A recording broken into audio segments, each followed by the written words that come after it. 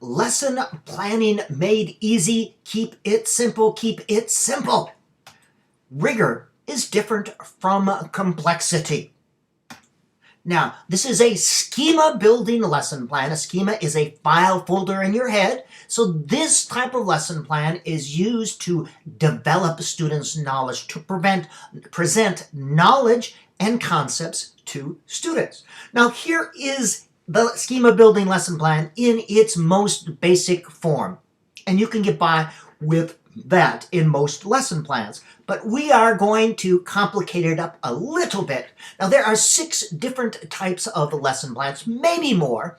I like to keep them simple. And the type of lesson plan needed for to teach a skill is different from a schema building lesson plan or a reading lesson plan. The same form does not fit all types of lessons. So I like to use a very simple form, but adopt and adapt it for the type of lesson I am creating. Now here is an advanced organizer, presents an overview of all the things I am going to cover. It starts with a learning goal or purpose statement. What is the purpose of the lesson? One sentence, it describes it. Students will learn, or learn how to, or learn about. This clarifies the purpose of the lesson. Okay, it's clear up here. Everything that follows should support that purpose statement. Example, in my lesson, students will learn about mixed martial arts. That's the purpose. That's why I'm teaching it. Next, take that purpose statement and put it into a behavioral objective. This is one sentence describing learning in terms of the behaviors you would like to see as a result of learning.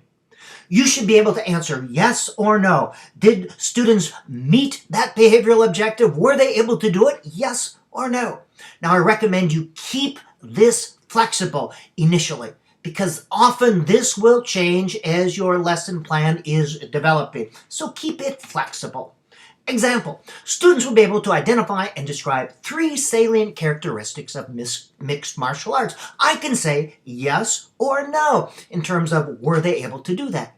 Students will be able to complete a comparing chart, comparing and contrasting mixed martial arts to another sport. Yes or no. Students will be able to complete a post-lesson MMA exam with 85% accuracy. Yes or no. Students will be able to create a 1-minute small group speech related to mixed martial arts. All right? Now, the assessment is your plan for determining whether the behavioral objective has been met. How exactly am I going to do this? It should be a narrative description, usually 2 to 6 sentences, and it describes how you are going to assess that behavioral objective.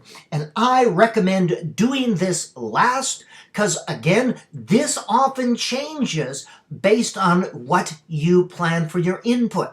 And oftentimes you don't exactly know where you're going with that lesson. You collect all your data and you start planning, putting it together. Now, it can include an observation during an activity or assignment. Now, here are 3 ways it usually happens. During the lesson, as you're observing students engaged in a related activity, that is a type of assessment. That tells you if they are learning, moving towards that objective. After the lesson, as an assignment, product, performance, or short measure. Yes, after the lesson, I could do something. Or more formalized measures or assignments on another day. I could have a post-lesson or post-unit assignment as well, or a test or a quiz of some sort. There are various types of assessments. Yes, there are quiz and tests, but there's also I learned statements. Tell me what you learned about. Small group speech or simply a web and brainstorm like you see here. Performances, projects, tell me statements, small group speeches, a variety of ways. There's nothing wrong with a quiz or a test, but I would invite you to use all sorts of different types of assessments to catch students learning in different ways. Some other ideas right there. And again, assessment is simply a way of seeing if students are learning. We are teachers, not measurers. Our main concern is our students learning. Now, here's how I'm going to assess. After the lesson, students will be able to be put in small groups. Groups will be asked to complete a comparing chart to compare and contrast MMA with other sports. Students will need to have a minimum of 4 elements on each part of the comparing chart. Each group will be given a different sport. Groups will create a poster based on their chart. That's what I want them to do. Here is the comparing chart. The one on the top gives students an example of what it looks like and what they need to do. And below you see the comparison chart. Differences on one side, similarities in the middle. Need to find 4. The materials lists what you need and students need for that lesson. And you can see the materials listed there. The opening, brief, 30 seconds to 3 minutes maximum, provides an overview of what is going to be in that lesson, the main elements or structure. They can see it using some sort of a graphic organizer, as you see on the screen, or it can be verbal. Boys and girls, today we are going to learn about 3 things. 1, 2, 3.